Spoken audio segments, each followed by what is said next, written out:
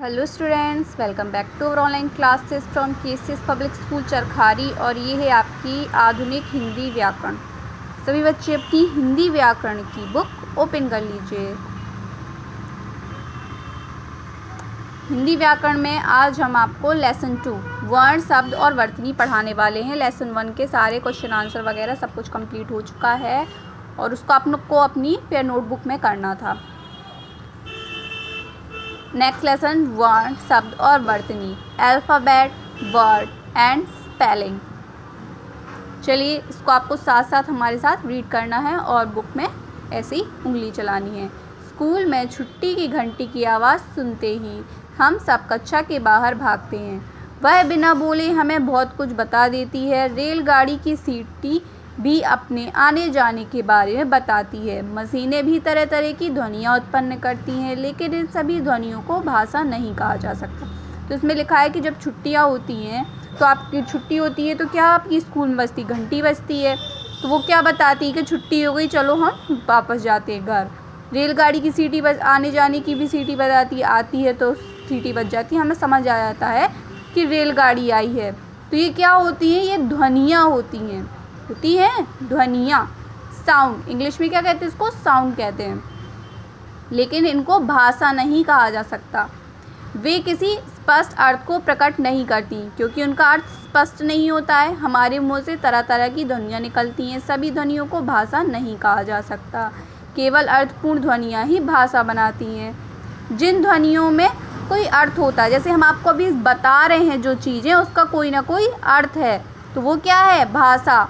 घंटी बजाना, घंटी की आवाज़ सुनना, रेलगाड़ी का बोलना, वाहनों की आवाज़ आना, ये ध्वनियाँ हैं।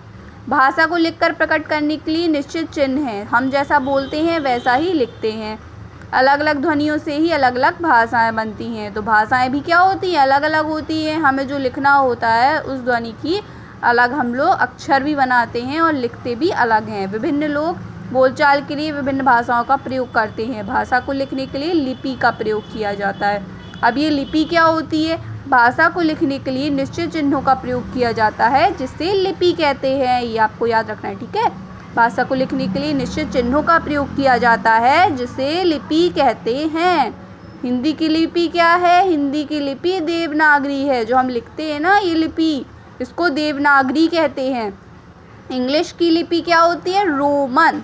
अंग्रेजी की लिपि रोमन होती है। पंजाबी की गुरुमुखी और उर्दू की लिपि होती है फारसी। उर्दू का जो आप लिखते हो तो वो किस में, फारसी लेटर में लिखते हो, पंजाबी गुरुमुखी लेटर में, अंग्रेजी रोमन लिपि में। भाषा की सबसे छोटी ध्वनि को वर्ण कहते हैं, ठीक है। जो छोटी छोटी परिभाषाएं हैं जो बहुत ही इंपॉर्टेंट है। भाषा की सबसे छोटी ध्वनि क्या होती है, वर्ण होती है। रमनदीप विद्यालय जाओ, इस वाक्य में 3 शब्द हैं, रमनदीप, विद्यालय और जाओ, ठीक है। तो इसमें अनेक ध्वनियाँ हैं। क्या, रमनदीप, ये क्या है, ध्वनि है। इन ध्वनियों पुनः और छोटे भागों में जब हम विभक्त करेंगे, हमने उस दिन आपको हिंदी में बताया था ना कि जो व्यंजन होता है वो हमेशा आधा होता है, उसके साथ कोई ना कोई स्वर जुड़ा होता है। तो रा को लिखने के लिए हम पहले आधा रा लिखेंगे फिर आ, तो ये दोनों मिलकर बनेगा पूरा रा, ठीक है। उसी तरह इसका संधि विच्छेद किया है। तो इन ध्वनियों को और सरल टुकड़ों में नहीं बांटा जा सकता, तो इन्हें क्या कहते हैं हम, वर्ण। तो ये जो अक्षर आपको दिख रहे हैं ये सब क्या हैं, ये वर्ण हैं। वर्ण की परिभाषा क्या होती है, वर्ण वह सबसे छोटी ध्वनि है जिसके और अधिक सरल टुकड़े नहीं किए जा सकते, ठीक है। वर्ण क्या है, सबसे छोटी ध्वनि है जिसके और अधिक सरल टुकड़े नहीं किए जा सकते। वर्ण के 2 भेद होते हैं, स्वर और व्यंजन। आपको नेक्स्ट वीडियो में हम स्वर बताएंगे और फिर उसके बाद हम व्यंजन, क्योंकि इसको आपको अच्छे से समझाना है, ठीक है। स्वर और व्यंजन हम आपको नेक्स्ट वीडियो बताएंगे। आज आपको वर्क करना है,